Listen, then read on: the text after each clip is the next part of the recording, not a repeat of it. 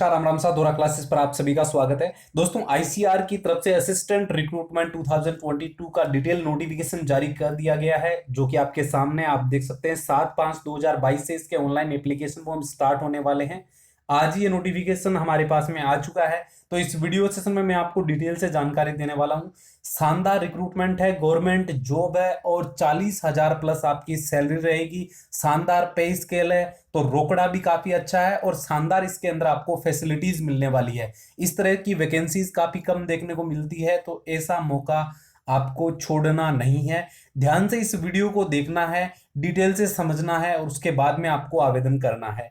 तो सबसे पहले देखिए, यहां पर हम बात करते हैं वैकेंसी के बारे में। तो आपको मैं बता दूं, इसमें दो तरह की पोस्ट दी गई है। एक तो इसमें हेडक्वार्टर के लिए पोस्ट है, जिसके बारे में यहां पर मैं आपको बता दूं। देखिए, पे लेवल की हम बात करते हैं तो पे लेवल 6 एंड 7 सीपीसी के अकॉर्डिंग आपका रहेगा, जिसमें आपकी शानदार सैलरी बन जाएगी। ठीक है, इसके बाद में यहाँ पर नीचे वैकेंसी की डिटेल आपको बताएगी, इंपॉर्टेंट डेट्स के बारे में बताया गया है। देखिए, इसके जो ऑनलाइन एप्लीकेशन फॉर्म है वो स्टार्ट हो जाएंगे कल 7 मई 2022 से, और इसकी जो लास्ट डेट है वो रहेगी 1 जून 2022। ठीक है, और इसके बाद करेक्शन विंडो इसकी ओपन होगी 5 जून से लेकर 7 जून के बीच में। ठीक है, और इसका जो एग्जाम है, सीबीटी एग्जाम प्रीलिम्स का, वो आपका होने वाला है लास्ट वीक ऑफ जून 2022 के अंदर, जो कि संभावित डेट है। इसके बाद में आगे हम बात करें तो वैकेंसी डिटेल के बारे में बताया गया है।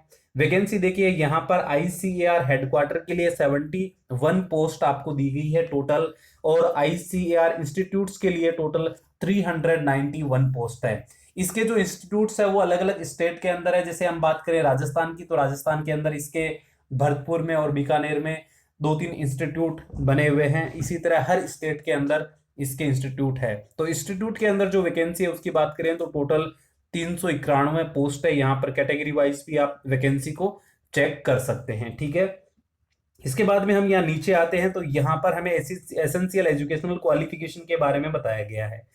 बैचलर डिग्री होना चाहिए आपके पास में, यानी आपके पास में ग्रेजुएशन की कोई भी डिग्री है तो आप आवेदन कर सकते हैं। अगर आप फाइनल ईयर में हैं तो भी आप आवेदन कर सकते हैं। ठीक है, उसके बाद में यहाँ पर बताया गया है, where percentage marks is not awarded by the university but only CGPA and OGPA is awarded, the same shall be converted into percentage in terms of conversion norms. यानी जो फाइनल ईयर के स्टूडेंट है या जिनके CGPA या ओजीपीए है, तो वो लोग भी आवेदन कर सकते हैं। ठीक है, उनका देखा जाएगा परसेंटेज निकाल कर। ठीक है, और इसके बाद में यहाँ पर मैं आपको बता दूं कि ग्रेजुएशन की कोई भी डिग्री आपकी इसमें मान्य रहने वाली है।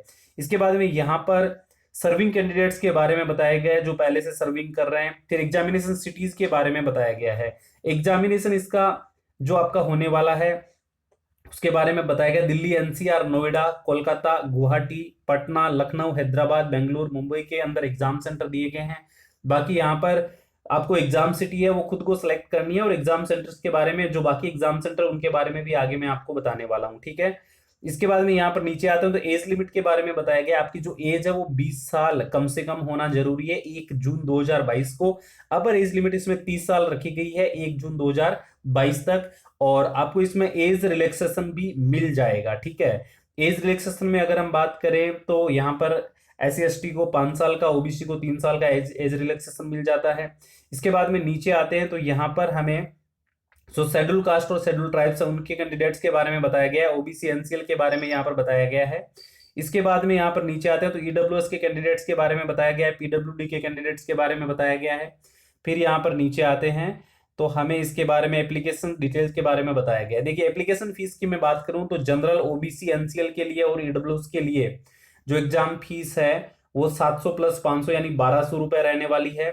और जो woman, schedule caste, schedule tribes person है उनके लिए 500 रुपए एप्लीकेशन फीस रखी गई है। ठीक है, तो ये है इसके एप्लीकेशन फीस के चार्जेस। इसके बाद में यहाँ पर नीचे आते हैं तो यहाँ पर बताया गया है, all female candidate and candidates belonging to schedule caste, schedule tribe, person with benchmark disability are exempt from payment of examination fees, they have to pay registration fees. देखिए, जो मेल है, SC ST कैंडिडेट्स है, उनको registration fees तो पे करनी पड़ेगी, लेकिन उनको एग्जामिनेशन फीस नहीं देनी है। ठीक है, इसके बाद में आगे बढ़ते हैं तो plan and syllabus of examination के बारे में हमें डिटेल से जानकारी दी गई है। तो ये आपके लिए सबसे इंपॉर्टेंट है, इसको आपको ध्यान से समझना है।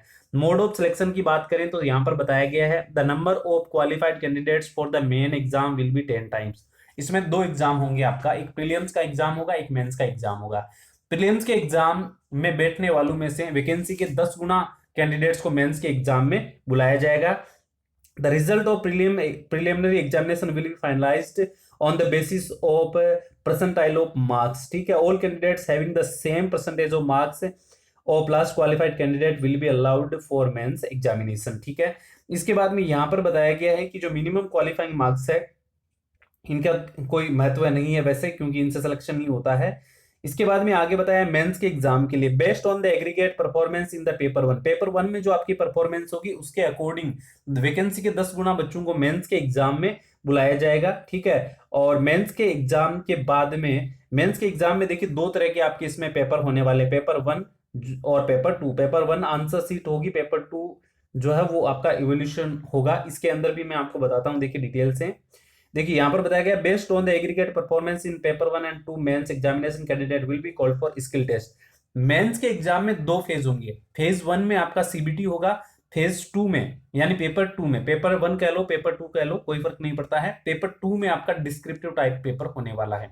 उसके बारे में भी मैं आपको बताऊंगा किस तरह से होगा। उसके बाद में आपका फाइनल स्किल टेस्ट होने वाला है। ठीक है, और उसके बाद में जो मेरिट लिस्ट है वो मेंस के एग्जाम के अकॉर्डिंग ही आपकी प्रिपेयर की जाएगी, यानी आपका जो स्किल टेस्ट है वो एक तरह से क्वालिफाइंग नेचर का होगा, और जो प्रीलिम्स का एग्जाम है वो ओनली मेंस के एग्जाम में जाने के लिए होने वाला है। ठीक है, तो मेंस को जो आपका प्रीलिम्स का एग्जाम होगा वो ज्यादा इसमें डिफिकल्ट नहीं होता, अगर थोड़ा आप ध्यान से स्टडी करते हो तो आराम से आप उसको पास कर लोगे। अप्लाई कैसे करना है, तो ये इसकी जो ऑफिशियल वेबसाइट है www.iari, इस पर जाकर आपको रजिस्टर करना है।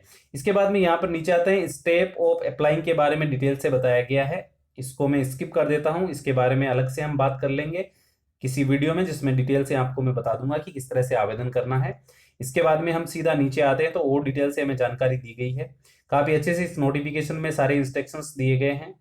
यहाँ पर बताया गया नेशनलिटी के बारे में, और उसके बाद नीचे आते हैं तो यहाँ पर हमें जानकारी मिलती है डिटेल से एग्जाम के बारे में।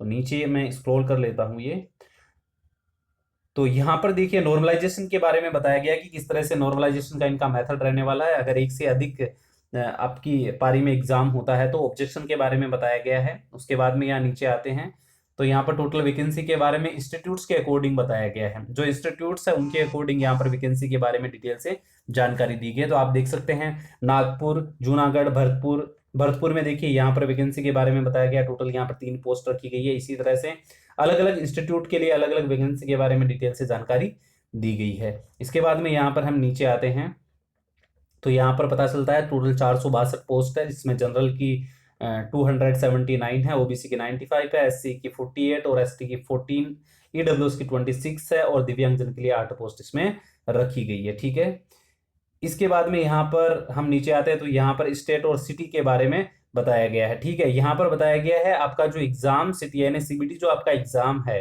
वो कहाँ कहाँ पर होगा। तो देखिए ये इतने सारे इसमें सेंटर्स आपको दिए गए हैं। ठीक है, इसके बाद में यहाँ पर देखिए स्कीम ऑफ एग्जामिनेशन के बारे में डिटेल से बताया गया है कि जो आपका प्रीलिम्स का एग्जाम होगा उसमें जनरल इंटेलिजेंस एंड रीजनिंग के 25 क्वेश्चन आएंगे जो कि 50 मार्क्स के रहेंगे, जनरल अवेयरनेस के 25 क्वेश्चन 50 मार्क्स, और फिर क्वांट के आपके 25 क्वेश्चन आएंगे जो कि 50 मार्क्स के रहेंगे, और इंग्लिश कॉम्प्रिहेंशन के 25 क्वेश्चन 50 मार्क्स के रहेंगे। वह 1 घंटे का समय आपको दिया जाएगा, इसमें 1/3 की आपकी नेगेटिव मार्किंग भी रहने वाली है। अगर आप ये एग्जाम पास कर लेते हैं तो इसमें देखिए 10 गुना बच्चों को बुलाया जाएगा, यानी 4620 लोगों को बुलाया जाएगा मेंस के एग्जाम के लिए। और मेंस के एग्जाम में देखिए यहाँ पर आपका सिलेबस डिटेल से दिया गया है। मेंस के एग्जाम में पेपर 1 जो आपका होने वाला है, पेपर 1 में क्वांटिटेटिव एबिलिटी के 50 क्वेश्चन आपसे पूछे जाएंगे जो कि ऑब्जेक्टिव टाइप होंगे 100 मार्क्स के, और इंग्लिश लैंग्वेज एंड कॉम्प्रिहेंशन के 100 क्वेश्चन पूछे जाएंगे जो कि 100 मार्क्स के रहेंगे। इस एग्जाम में टोटल आपसे 150 क्वेश्चन पूछे जाएंगे, और ये एग्जाम आपका 200 मार्क्स का रहेगा। 2 घंटे का इसमें आपको समय दिया जाएगा। और उसके बाद में आपका पेपर जो सेकंड होने वाला जो कि मेंस के एग्जाम में ही शामिल किया गया है, या डिस्क्रिप्टिव टाइप एग्जाम होगा। इसमें आपको ऐसे प्रिसाइज लेटर और एप्लीकेशन लिखना है। ये 100 मार्क्स का एग्जाम रहेगा, 1 घंटे का इसमें आपको समय दिया जाएगा, और आपकी जो मेरिट है वो 300 मार्क्स में से बनने वाली है, यानी पेपर 1 और पेपर 2 से मेन एग्जाम के। ठीक है, इसके बाद में अगर ये एग्जाम आप पास कर लेते हैं तो यहाँ पर देखिए एग्जाम्स के बारे में बताया गया है कि मल्टीपल चॉइस क्वेश्चंस आपसे पूछे जाएंगे पेपर 1 में, और नेगेटिव मार्किंग भी यहाँ पर आपको देखने को मिलेगी, ठीक है। और इसके बाद में यहाँ पर देखिए नीचे मैं आपको बता देता हूँ कि 1/3 की यहाँ पर नेगेटिव मार्किंग क्लियरली मेंशन की गई है, ठीक है। इसके बाद में यहाँ पर नीचे आते हैं तो यहाँ पर स्किल टेस्ट के बारे में डिटेल से जानकारी दी गई है। स्किल टेस्ट में 3 मॉड्यूल इनके रहते हैं। फर्स्ट मॉड्यूल में वर्ड प्रोसेसिंग का टेस्ट होगा, उसके बाद स्प्रेडशीट का टेस्ट होगा, उसके बाद जनरेशन ऑफ स्लाइड्स का टेस्ट होगा, 3 तरह का। तो ये टेस्ट कोई डिफिकल्ट नहीं है, तीनों टेस्ट आसानी से आप कर सकते हो अगर आपने कोई भी कंप्यूटर कोर्स डिप्लोमा किया या कंप्यूटर आपने अच्छे से सीख रखा है तो। और ये जो टेस्ट है ये 15-15 मिनट के होने वाले, यानी 45 मिनट के ये 3 टेस्ट आपके कंडक्ट करवाए जाएंगे, और ये आईसीएआर के अकॉर्डिंग ही करवाए जाएंगे, ठीक है। इसके बारे में और हम डिटेल से बात करेंगे किसी दूसरे वीडियो में। तो जितने भी लोग नए हैं वो चैनल को जरूर सब्सक्राइब कर ले, बेल आइकन को प्रेस करके ऑल पे क्लिक कर ले, ताकि आने वाले हर वीडियो की आपको नोटिफिकेशन मिल जाए। और दोस्तों मैं आपको बता दूं कि स्किल टेस्ट के लिए 5 टाइम्स कैंडिडेट्स को ही ये इनवाइट करने वाले हैं वैकेंसी के, ठीक है। और यहाँ पर डिटेल से सिलेबस दिया गया है, देखिए general intelligence and reasoning, general awareness, quantitative aptitude, और उसके बाद में देखिए इंग्लिश कॉम्प्रीहेंशन के बारे में बताया गया है। तो यहाँ पर देखिए आपको मेंस के एग्जाम का सिलेबस दिया गया कि क्वांटिटेटिव एबिलिटी के कौन कौन से टॉपिक्स आपको तैयार करने हैं, और इंग्लिश लैंग्वेज एंड कॉम्प्रीहेंशन के कौन कौन से टॉपिक्स प्रिपेयर आपको करना है, ठीक है। और इसके बाद में मैंने मेंस के सेकंड पेपर के बारे में बता दिया, इससे प्रिसाइज लेटर और एप्लीकेशन राइटिंग आएगी। आप ये हिंदी और इंग्लिश किसी भी लैंग्वेज में दे सकते हैं, ठीक है। आप चाहो तो ये पेपर हिंदी में भी कर सकते हैं, जो आपका पेन पेपर से एग्जाम होने वाला है डिस्क्रिप्टिव टाइप, ये हिंदी में भी कर सकते हैं और इंग्लिश में भी कर सकते हैं। ये आपका ग्रेजुएशन लेवल का रहने वाला है। इंग्लिश को छोड़कर बाकी सभी क्वेश्चन हिंदी इंग्लिश दोनों में आपको एग्जाम में देखने को मिल जाएंगे। बाकी दोस्तों डिटेल सिलेबस की चर्चा और हिंदी में सिलेबस की चर्चा हम नेक्स्ट वीडियो में करेंगे। तो जितने भी लोग नए हैं वो जरूर सब्सक्राइब करें, धोरा क्लासेस आपका अपना चैनल है।